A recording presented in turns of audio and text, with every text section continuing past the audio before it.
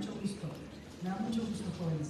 Chicos, pues antes de compartirles la semblanza, por ahí andan las listas de asistencia. Por favor, en cuanto llegue, nada más hagan el favor de anotarse. Y les pido un fuerte aplauso para el arquitecto Javier Fonseca.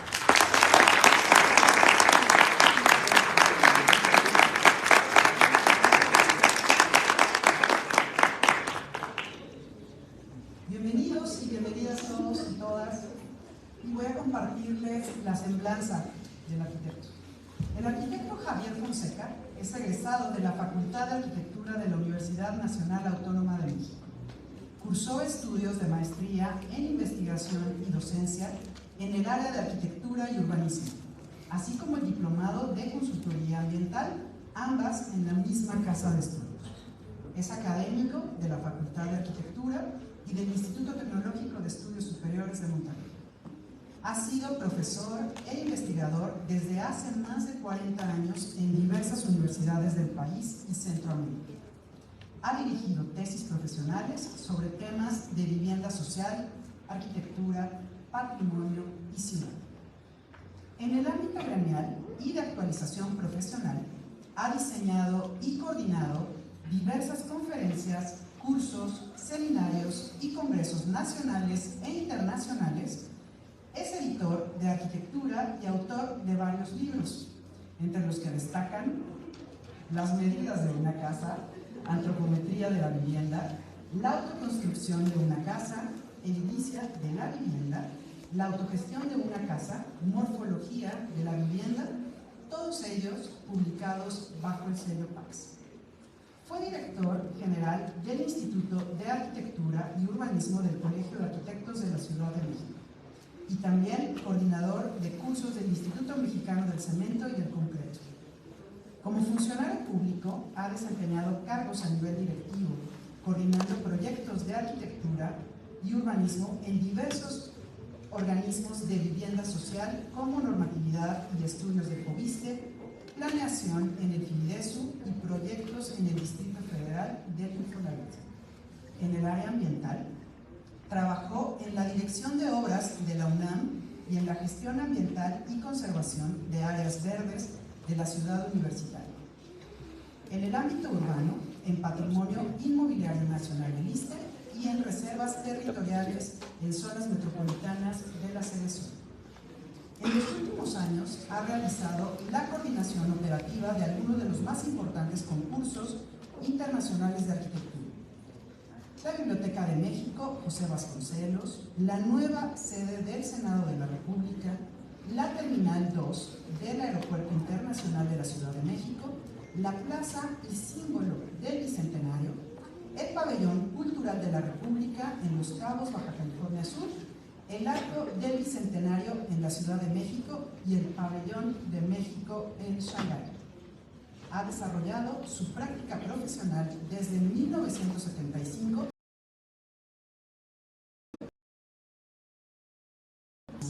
proyecto, coordinación, supervisión y construcción de obras, así como de diseño urbano ambiental. Actualmente es director del Instituto de Arquitectura Metropolitana y secretario general de la Sociedad de Arquitectos y Profesionales en Investigación y Enseñanza Superior. Demos una más cordial bienvenida al arquitecto Javier Fonseca.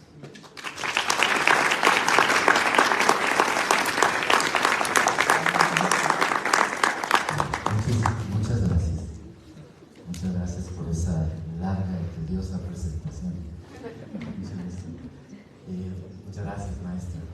En primer lugar, desde luego agradeciendo a la UNIDEC, a la universidad, a la Facultad de Arquitectura y a la maestra Ley por esta cordial invitación que nos ha hecho a venir hoy a platicar con ustedes. Es para mí, de verdad, un gusto ver que haya una buena cantidad de estudiantes de arquitectura interesados por escuchar lo que hoy acá venimos a platicar.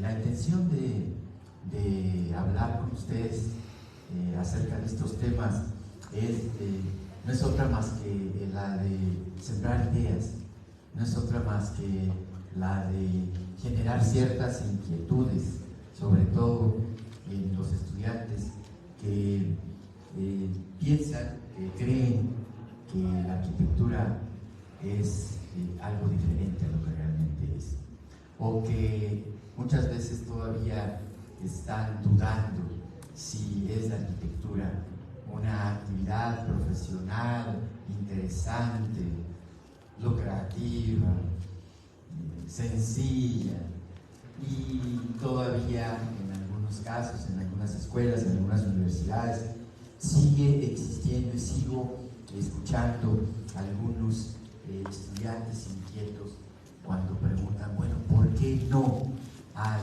información? ¿Por qué no algunos de las universidades, algunas de las escuelas, por qué no algunos de los maestros resuelven mis dudas, resuelven mi manera de ver las cosas? Y entonces es cuando nosotros empezamos a pensar en que lo que estamos haciendo no es otra cosa más que una labor interesante por demás, pero por otro lado que realmente hace mucha falta.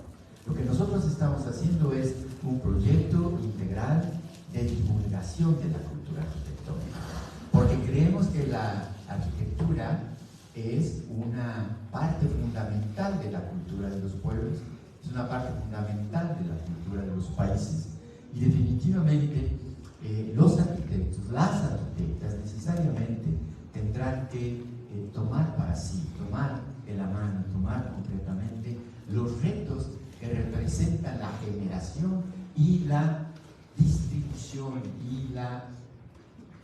de la información y la divulgación de la cultura arquitectónica. Yo siempre les pregunto en algunos casos a algunos estudiantes, ¿se han dado cuenta? Espero que no haya ningún médico o ningún cirujano por acá. ¿Se han dado cuenta lo que dicen los médicos al final de cuando hay un anuncio en la televisión, en el radio, en alguno de los medios, cuando anuncian una medicina? ¿Qué dicen? Consulte a su médico. Consulte a su médico. ¿Por qué nosotros no decimos?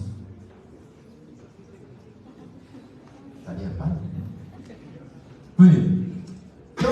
Yo voy a platicarles hoy de qué es lo que yo propongo para hacer, cómo lo propongo, qué es lo que hago y de alguna forma cuáles son los elementos de los cuales yo estoy echando mano para proponerles que ustedes los utilicen como una herramienta, como un instrumento que a final de cuentas es eso, representa la posibilidad de que esté allí guardado en una parte, en algún librero, en algún rincón de la casa, y que en un momento determinado, cuando se ofrezca, cuando se presente una duda, cuando se presente la posibilidad de ahondar, cuando se presente la posibilidad de resolver un problema, echar mano de él. Y entonces el libro, que no es cierto que ya está en desuso, el libro, que es un elemento fundamental, que esté en un lugarcito de librero, en un lugar de la casa, eso es para mí uno de los objetivos más grandes. Gracias por eso, gracias por tenerlo, gracias por tener el interés por este tipo de cuestiones, y porque en última instancia esto es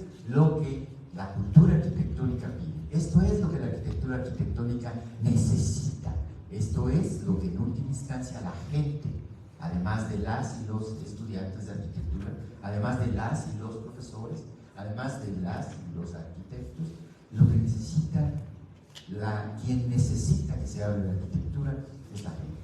Por eso, y verán ustedes en estas dos nuevas publicaciones que hoy salen a la luz con esta convocatoria tan importante que está haciendo la editorial Terracota con su sello Pax, estos dos textos, la autoconstrucción y la autogestión de una casa, están dedicados, verán ustedes por ahí en la primera y la segunda hoja, a la señora Pérez. Siempre me han preguntado, ¿y quién es la señora Pérez? Bueno, la señora Pérez es tú, y tú, y tú, y tú, y tú, y la señora Pérez que está allá en la calle. Es quien no sabe nada de arquitectura, aparentemente. Pero aquí les voy a decir por qué la gente sabe de arquitectura y por qué nosotros creemos que es necesario que las y los arquitectos enseñen arquitectura, hablen arquitectura, porque la arquitectura es un lenguaje de signos, si no, ahora lo vamos a ver. Y de alguna manera Lo que hacen los arquitectos tendremos que hacer es aprender a hablar en arquitectura, como si fuera un idioma. Aprender a hablar en arquitectura y enseñarle a la gente a leer arquitectura. Así como se aprende y se habla un idioma, y se enseña a la gente cómo se habla un idioma, para que entonces la gente sepa lo que quiere y entonces los arquitectos seamos mejores y seamos más creativos y seamos más interesantes. Muy bien. Lo que vamos a platicar acá es por qué en un momento determinado un libro, por qué en un momento determinado una herramienta se puede volver de gran utilidad. Desde la antigüedad, en alguna parte de la historia, existe por ahí, hace unos cuantos siglos antes de Cristo, un arquitecto conocido como Marcus Vitruvius Poli, mejor conocido por ustedes probablemente como Vitruvio. Con Vitruvio encontramos los primeros tratados de arquitectura, y el tratado de arquitectura tenía fundamentalmente un objetivo, y era el transmitir a la gente, era el enseñar a la gente de qué se trataba la arquitectura y por qué la arquitectura tenía que ser de esa manera. Aquí encontramos probablemente algo que ya ustedes conocen, que es un dibujo que curiosamente se realiza unos cuantos siglos después, en el siglo X, por el mismísimo Leonardo da Vinci, que hace una revisión y que hace una corrección de lo que Vitruvio planteaba en los primeros tratados. Los 10 libros de Vitruvio eran para entonces las herramientas más importantes que los arquitectos de aquella época podían utilizar. Y en este caso, el mismo Leonardo hace un dibujo que, por cierto, es mucho más bonito que el de Vitruvio, aunque ustedes no lo conocen, aquí nunca han visto el dibujo de Vitruvio, búsquenlo, se van a decepcionar, y mejor le vamos a Leonardo. Pero además Leonardo, no solamente eso, sino que además hace allá arriba lo que todos hemos visto, aquellas letritas que están acá, las hemos visto en algunas publicaciones. Es un escrito de un conjunto de frases en latín escritas de un modo especular, que se llama especular, como si fuera de espejo, y se lee a través de un espejo. Las personas diestras o ambidiestras, zurdas o ambidiestras, pueden escribir al revés. Aquí hay alguien que sea zurdo que puede escribir al revés. Sí, y si puedes escribir al revés, es divertidísimo, ¿no? Acá lo que hace entonces el propio Leonardo da Vinci, acá arriba, es hacer, y pues desde luego, enmendarle la plana al propio Vitruvio. Y le dice, no, pero aquí es muy importante el tamaño de cuánto mide de esta parte de la mano hacia el dedo y cómo es igual de la parte del mentón hacia la frente, y luego cuál es la relación proporcional que existe entre el antebrazo y el muslo y las partes de la cara, etcétera, etcétera. Y de esa manera, eso es lo que dicen allá arriba esta serie de escritos en latín y escritos de manera especular. Por eso es probablemente tan enigmático y tan interesante, pero representa mucho más que eso. Representa este dibujo la posibilidad, sí, desde luego, de marcar claramente que la antropometría, que el estudio del cuerpo humano es necesariamente fundamental en la arquitectura. Si no sabemos cuánto mide el cuerpo humano, si no sabemos cuánto medimos, pues entonces no sirve para nada el poder pensar en que vamos a resolver algunas de las necesidades ambientales, de las necesidades espaciales, de las necesidades funcionales de los espacios de la gente y de las casas y de la arquitectura. Entonces, si bien es cierto que ahí hay una primera expresión de las relaciones que tiene cada uno de los miembros del cuerpo humano y cómo esto se relaciona con algunos objetos, entonces acá además no solamente, decía yo, es importante y no solamente representa esa posibilidad, sino que al inscribirlo dentro de un círculo y dentro de un cuadrado de lados iguales, por cierto, también existe un triángulo que se trazaría de forma en lados equiláteros en la parte entre las piernas. Definitivamente está hablando de la incidencia, de la relación filosófica profunda que tiene el hombre en la ciencia, o el hombre y su relación con la geometría de esta manera, entonces probablemente será por aquello por lo cual los arquitectos amamos y nos identificamos mucho con esta imagen. El mismo Vitruvio entonces nos empieza a plantear fundamentalmente que para hacer arquitectura será necesario plantear algunas normas, algunos elementos que van a decir claramente para qué sirve la arquitectura. Y con esta triada de conceptos en latín nos dice Vitruvio que la arquitectura debe ser firmitas, utilitas y venustas. Esto sí lo han visto, ¿no? Firmitas en el sentido de que todos los edificios sean firmes, sean solventes en términos de estabilidad y por lo tanto sirvan para lo que se espera que sirvan, para proteger a la gente, ¿no? De esta manera tendrán que ser útiles, utilitas y útiles para que la gente pueda entender que la razón por la cual los espacios fueron diseñados y fueron construidos es precisamente la razón por la cual van a funcionar eficientemente. Y finalmente que fueran hermosos, que fueran bellos, velustas en latín, ¿no? Es decir, que además de este planteamiento de que no se caigan, de que sirva para algo y de que sea hermoso, bueno, pues entonces Vitruvio hace y plantea a partir de estos primeros 10 libros, primeros tratados, empieza a decirnos a los arquitectos del mundo cómo necesariamente tendrá que pensarse para hacer arquitectura. Y bueno, aquí, pues obviamente, muy lejos de Vitruvio, unos cuantos siglos después, modestamente, aquí nosotros andamos presentándoles algo que se parece a lo que va a ser un tratado, un instrumento que me va a permitir, un conjunto de instrumentos que me van a permitir en un momento determinado refrendar las razones por las cuales y para las cuales la arquitectura es, las razones por las cuales y para las cuales la arquitectura hace cosas con la sociedad. Y de esta manera, entonces, en primera instancia, nosotros nos dedicamos a plantear una investigación que originalmente iba a formar parte de una tesis de licenciatura y luego de una tesis de maestría. Luego finalmente hubo la posibilidad de que saliera publicada Las medidas de una casa. Al editor le resultó interesante porque tenía dibujitos y probablemente pues era muy interesante porque era un libro de dibujo.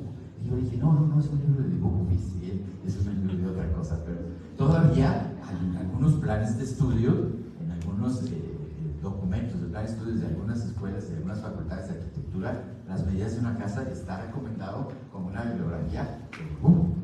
Bueno, sí costó mucho trabajo dibujar, pero no es precisamente dibujo. Y luego finalmente estamos nosotros creyendo que esta idea de fomentar, esta idea de actuar a favor de la aclaración y a favor de la utilización cultural de estos conceptos de la arquitectura, lanzamos la primera piedra, lanzamos la primera provocación y les decimos que la arquitectura no se enseña. Cualquier maestro, cualquier profesor, y me van a sacar de aquí, cualquier universidad, cualquier escuela que venga a decirles que les va a enseñar arquitectura está equivocada. La arquitectura se aprende permanentemente.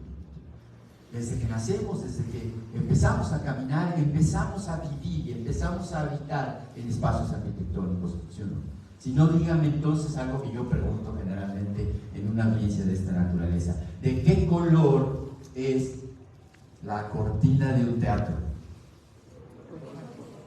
No, es azul. Pero en un momento determinado, ¿en dónde está el baño en un espacio público, en un edificio público? ¿Dónde está? Al fondo a la derecha. ¿Verdad? Y de esta manera entonces la gente sabe cómo funcionan los edificios. Y de esta manera, ¿quién nos enseñó a subir las escaleras? De esta manera, recuerden, niños suben, el niño le agarraba la mano y la mamá empieza a mover simultáneamente los pies y descubre que puede ir hacia la parte alta del edificio. Y de esta manera aprendemos a usar las puertas, y aprendemos a usar los muebles, y aprendemos a manejarlos, y aprendemos a utilizarlos. Si los arquitectos no conocemos este principio, este fin último de la arquitectura, entonces no sé cuál sería la materia prima de la arquitectura.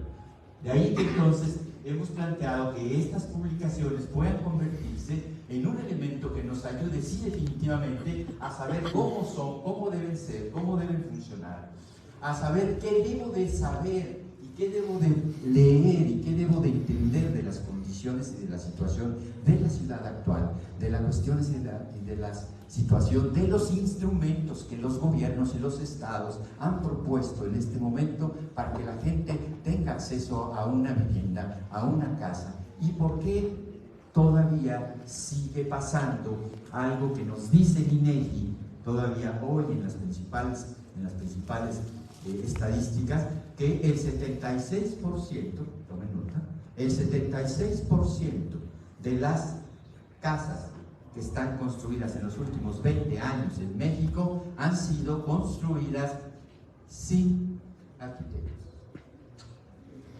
Ojo chicas, ojo chicos, ahí está la chamba, ¿no? Y en un momento determinado resulta que no es precisamente lo que en algún momento se creía, que la autoconstrucción era una actividad de mal gusto que tenían los pobres de hacer sus casas porque les salía muy caro contratar un arquitecto. Tal vez sí, pero no es cierto. Ahora está comprobado que el tema de construir por sí mismos, sin la utilización de un arquitecto, se está llevando a cabo incluso con proyectos de gran envergadura económica, con proyectos importantes. Hay grandes residencias, grandes casas, edificios concretos que son construidos, dirigidos y organizados por otro tipo de profesionales y no necesariamente de arquitectos. Y entonces viene la pregunta, cuando nosotros vamos con el médico y le decimos, oiga, quiero que me opere usted del apéndice, pero ¿sabe qué? Quiero que le entre por acá. No, entonces, ¿qué pasa cuando los arquitectos estamos viendo? Nos dice por ahí el otro día un arquitecto en el Colegio de Arquitectos de la Ciudad de México, me dice, es que nos están quitando la chamba. No, arquitecto, es que usted no ha encontrado dónde está la verdadera chamba. Aquí hay una posibilidad. Espero que les sea de utilidad. Una de las primeras opciones que nosotros buscamos, que encontramos, que empezamos a proponer, es de qué manera vamos entonces a realizar las propuestas de intervención para poder trabajar con las casas. Encontrar entonces que el método fundamental para la realización de estos libros y de este tipo de material era el llegar a establecer como método la praxis, es decir, la unión de la teoría y la práctica. Encontrar de alguna manera que lo que se aprende en la universidad, lo que se aprende en las escuelas y en las facultades de arquitectura, tengamos en la medida de lo posible, en el menor plazo posible, la oportunidad de llevarlos a la práctica con la gente. ¿Y dónde si no tengo clientes? ¿Y dónde si no tengo temas? Allá en la calle, en la comunidad, alrededor, en el pedazo de ciudad donde yo vivo. Allí hay una comunidad que tiene necesidades de vivienda. Allí hay una comunidad que tiene necesidad de espacios arquitectónicos. Allí es donde los médicos ponen sus consultorios, ¿no? En la esquina de la casa, en el garaje de la casa. Bueno, ¿por qué los arquitectos no lo hacen? Para ello entonces será necesario un préstamo, y algunas de las actividades que vienen a reforzar al procedimiento de la teoría de la arquitectura serán la fenomenología, la antropometría, la ergonomía, la proxémica y la semiología, porque la teoría de la arquitectura actualmente se sirve, utiliza y toma prestados algunos conceptos de otras disciplinas científicas para que esto pueda llegar a ser precisamente una interdisciplina y desde luego poder tener una visión holística, una visión integral de lo que la arquitectura es, de lo que la arquitectura debe ser. De esta manera entender fundamentalmente que en la presencia del hombre, de la presencia del cuerpo humano en las actividades fundamentales del espacio arquitectónico, existe una relación entre la función y el signo. La función de las cosas se convierte en un signo. Los objetos, en primera instancia, denotan su función, pero por su forma, por su tamaño, por sus características materiales, por su color, etc., connotan una manera específica de cómo se realiza la función. Y entonces, de esta forma, la relación del cuerpo humano con los objetos será fundamental para los primeros manejos de el arquitecto. Y ahí, en este libro de las medidas de una casa, está precisamente una primera aproximación a lo que para la mayor parte de los problemas de arquitectura que se llevan a cabo en esta parte del mundo son de gran utilidad. Están realizados a través de trabajos estadísticos que se llevaron a cabo en el Instituto de Nutrición hace ya algunos años, y hablan fundamentalmente de medidas actuales, de medidas nuestras, de medidas como las de los habitantes de esta región del país. Hay otro libro muy importante que seguramente todos ustedes conocen, que es de origen alemán, de un señor que se llama Ernst Neufeld. Ernst Neufeld dice que yo mido 1,78. ¿Hay alguien que mida aquí 1,78? ¿Sí? A ver, ¿te acuerdas? Más. Pero la mayoría de los mexicanos medimos de otra manera. La mayoría de los mexicanos medimos de otra forma, y la mayoría de los muebles que utilizamos se venden en las mueblerías del Bosquito, Troncoso, Hermanos Vázquez, etc. Es decir, hay un planteamiento necesariamente nacional para poder empezar a fabricar los muebles que van a ser ocupados en las casas que todos y todas nosotros ocupamos. Para ello fue necesario entonces, además de todo, empezar a manejar desde luego las condiciones de lo que me permite conocer la antropometría, pero los primeros planteamientos de los trabajos que nos llevan a hacer esta aplicación de la antropometría en los proyectos arquitectónicos, pues vienen a partir de también la identificación de lo que significa un canon, de lo que significa un elemento que va a servir de muestra. Y allí Policleto el Viejo, 450 años antes de Cristo, nos empieza a manejar las posibilidades de relaciones proporcionales que tienen el cuerpo humano, el busto, el torso, las rodillas, el brazo, etc., para diseñar muebles. Y entonces los diseñadores industriales, los primeros diseñadores del mobiliario en México, empiezan a utilizar algunas de las actividades, algunas de las informaciones que fueron producidas por las actividades de medición en unos hospitales como el que les estaba comentando. Evidentemente, entonces, la antropometría va a jugar un papel importantísimo para empezar a apoyar la teoría de la arquitectura. Pero era necesario que encontráramos una manera de pensar. Y para ello la fenomenología, como una forma de pensamiento, nos va a venir a apoyar directamente a aprender y a reconocer que el aprendizaje se da a partir del reconocimiento en nuestra conciencia de un conjunto de fenómenos de la realidad. Y si no pasa en la realidad, ¿han escuchado aquello de nadie experimenta en cabeza ajena? ¿No? Bueno, pues tiene que ver con eso. Evidentemente, la antropometría se va a convertir en un instrumento fundamental para el desarrollo de un trabajo de esta naturaleza, porque, bueno, pues estudia las medidas del cuerpo humano, del hombre y la mujer, y estudia la correspondencia que tienen las medidas del cuerpo humano en cada uno de los objetos habitables por el hombre.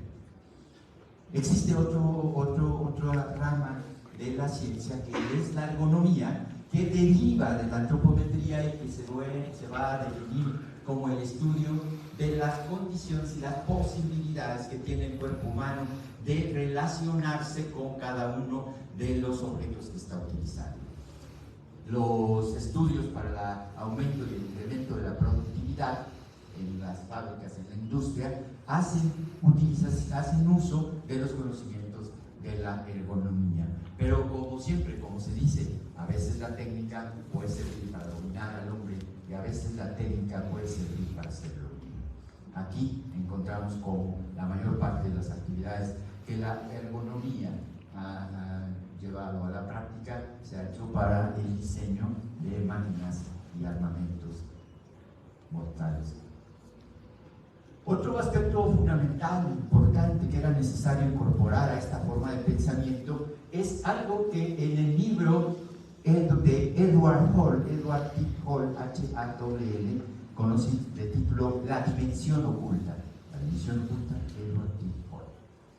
Nos plantea la proxémica como una parte de la semiología en donde se estudia nos dice que la proxémica va a ser esta disciplina que estudia las relaciones espaciales entre las personas, que establecen y que determinan cuál es la forma en que se hacen las relaciones personales entre las personas y entre el espacio social, el espacio individual. Y para ello nos hace que empecemos a revisar algunas cuestiones que tienen que ver con el tono de voz. Las personas, para platicar con otras, necesitamos hablar en un tono de voz, y Mara va marcando, Edward Hall nos va marcando maneras de cómo se establecen los tonos de voz. Tonos de voz audible para tratar cuestiones de carácter público. Tonos de voz altos para tratar con personas a grandes distancias para cuestiones de carácter. Tonos de voz bajos para tratar cuestiones de carácter íntimo. Y por lo tanto, la relación y la dimensión que debemos de guardar entre una persona y otra para establecer este tipo de comunicaciones, Edward Hall nos plantea como uno de los fundamentos principales de la proxémica. Hoy todos nosotros venimos de sufrir una situación de la pandemia, y es precisamente cuando hemos empezado a valorar el espacio vital que necesitamos, el espacio que todos los cuerpos humanos requieren para poder moverse. Por lo tanto, ¿no? Recuerden, hemos descubierto esto de la sana distancia, ¿no? ¿Sí? ¿Y qué tal en el metro la sana distancia? Saca la mano, tu mano de mi bolsa, déjame que ¿no? En un momento determinado, la gente ha olvidado esta relación, esta necesaria relación espacial de espacio vital, ¿no? Y esto se da culturalmente. Los ingleses se manejan de una manera, los italianos de otra manera, los latinoamericanos nos tocamos el ombligo y platicamos, y hacemos, pegamos palmadas, etc. Pero culturalmente existe una cierta manera de utilizar los espacios y de utilizar las relaciones interpersonales, y esto es precisamente una de las cuestiones que estudia la proxémica.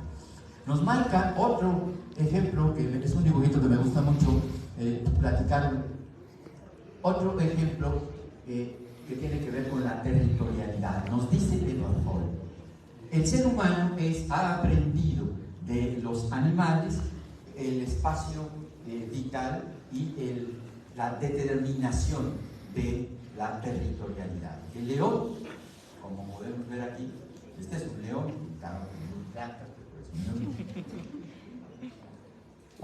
establece claramente su territorio, establece claramente su territorialidad. Lamentablemente para los cazadores y para la gente común, solo él sabe por dónde están los límites de su territorio. Es donde están sus hembras, donde están sus crías, donde está su agua, su alimento, donde toma el sol, donde se resguarda del mismo en el árbol que está ahí, etc.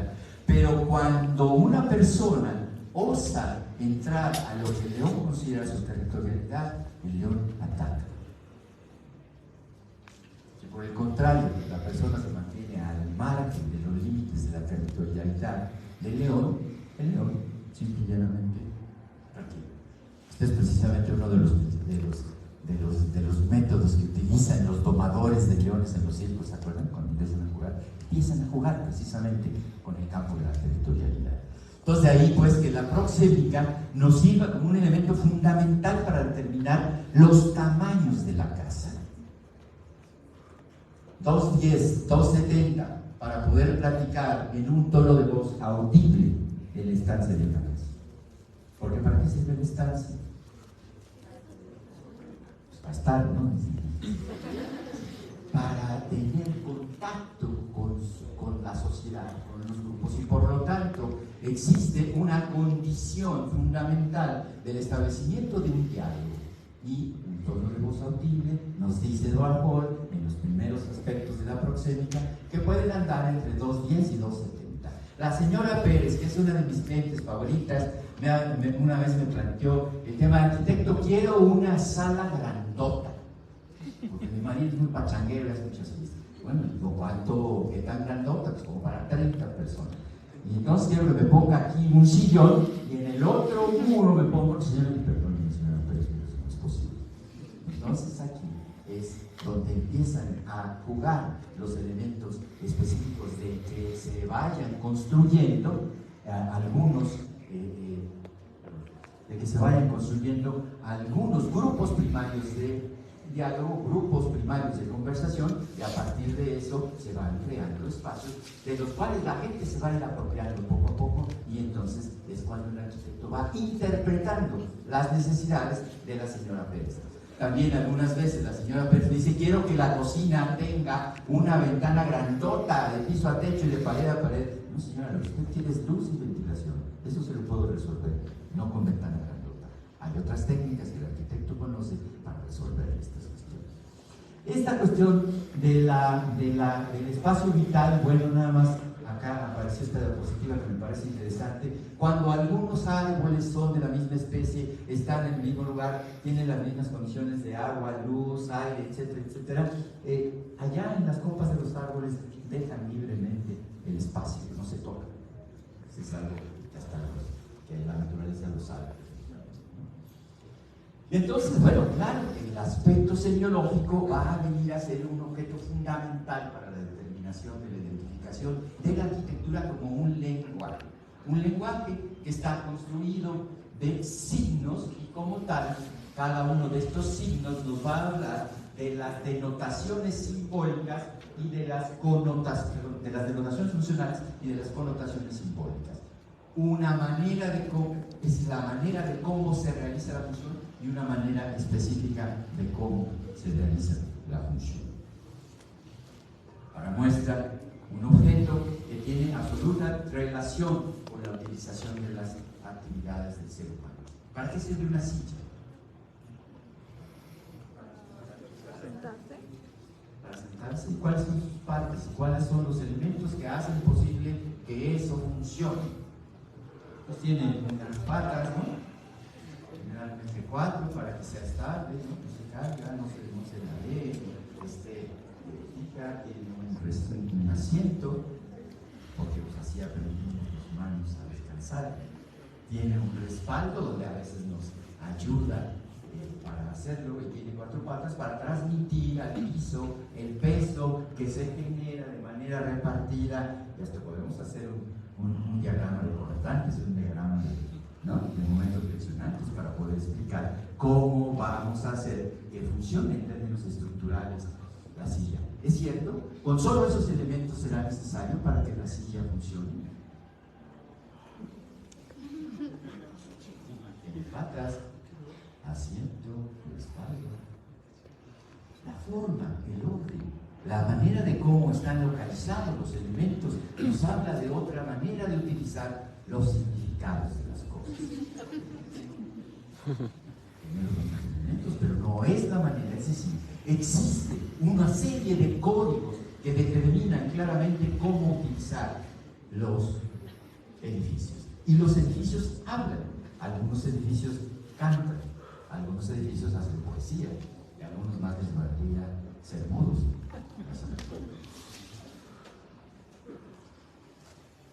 Este objeto, en un momento determinado, me permite que se dé, tiene todas las partes, tiene casi todos los elementos que van a caracterizar cuál es su función, pero por su forma y por su manera de hablar, nos dice una manera específica de cómo se realiza la función. Para sentarse en la otra silla hay que pensar de una manera, para sentarse en esta otra hay que sentirse. Estamos hablando de que entonces los objetos y la arquitectura misma son ideología, son cultura.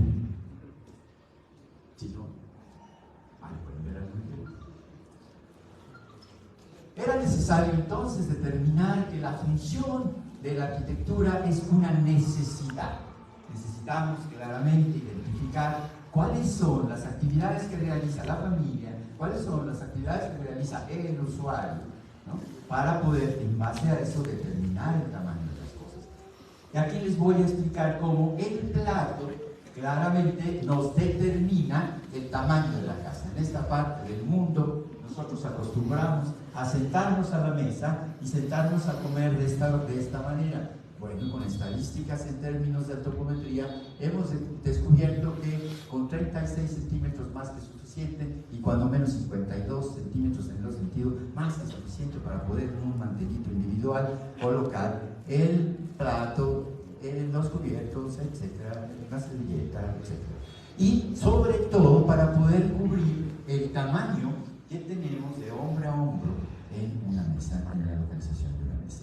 Entonces, si esto es así, pues, los seres humanos acostumbramos a no comer solos, acostumbramos a comer en pareja, y acostumbramos a ir creciendo en grupos, y en un momento determinado el crecimiento de las funciones, el crecimiento de la participación de los individuos en cada una de las funciones, pues me va marcando claramente de qué tamaño puede ser. Pero no nada más será necesario el tamaño del espacio en la mesa, sino saber cuál es el tamaño para el movimiento libre de las sillas o cuál es el tamaño para el movimiento libre de las personas alrededor de cada uno de los objetos.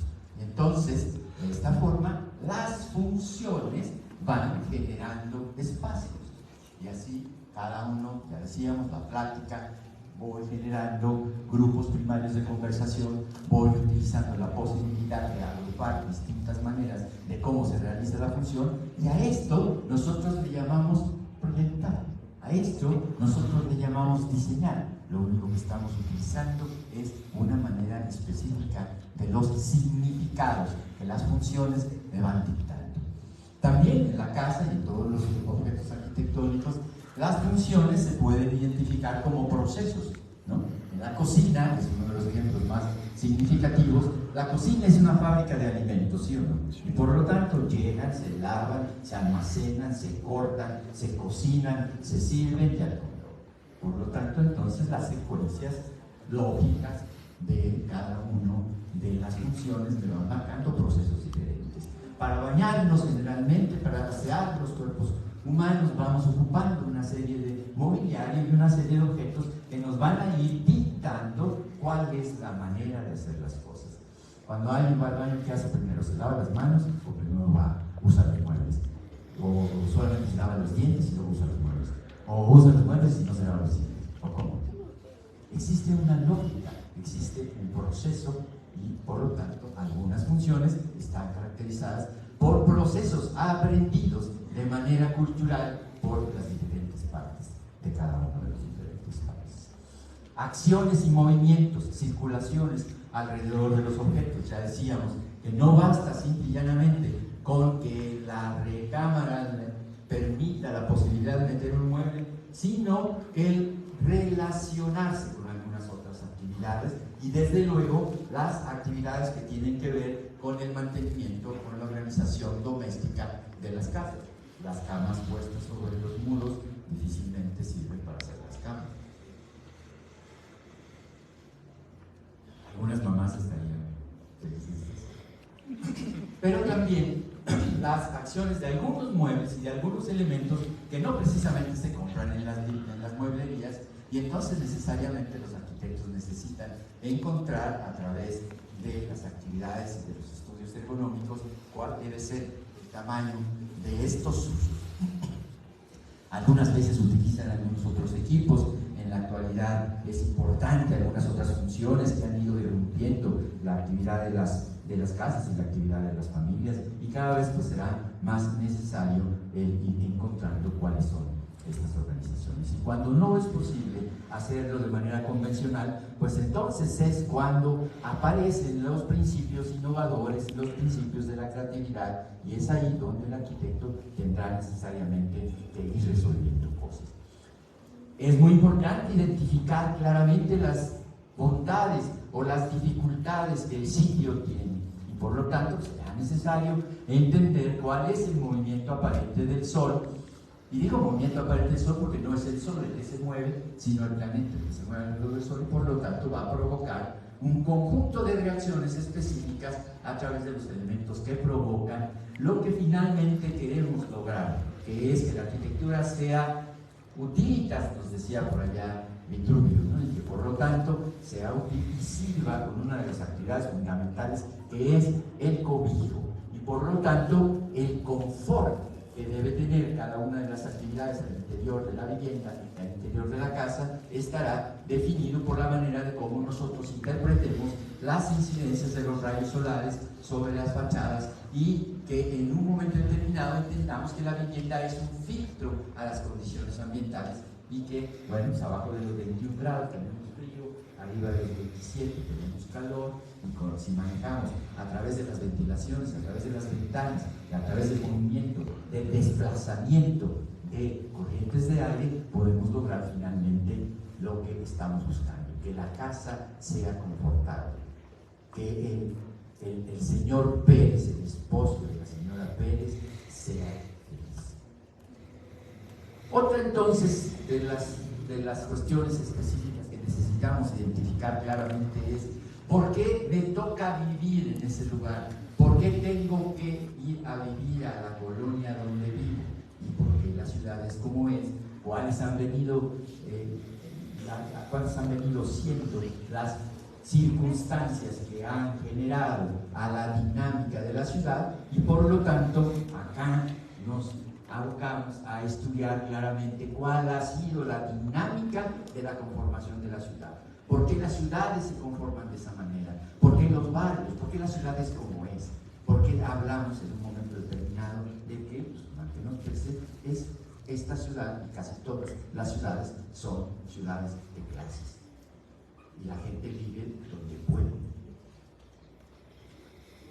Y finalmente, el entender claramente que se aporta acá también un conjunto de notas para el diseño autogestivo de la casa, porque la gente sabe de arquitectura y será necesario que entonces solamente le acerquemos un conjunto de ideas ordenadas, un conjunto de elementos metodológicos que le van a servir para poder de manera organizada tomar el conjunto de decisiones en 6 puntos muy elementales que son lo que tiene que ver con la definición de en dónde, por qué, cómo, de qué tamaño, cómo funciona, por qué no se cae y cuánto vale la construcción.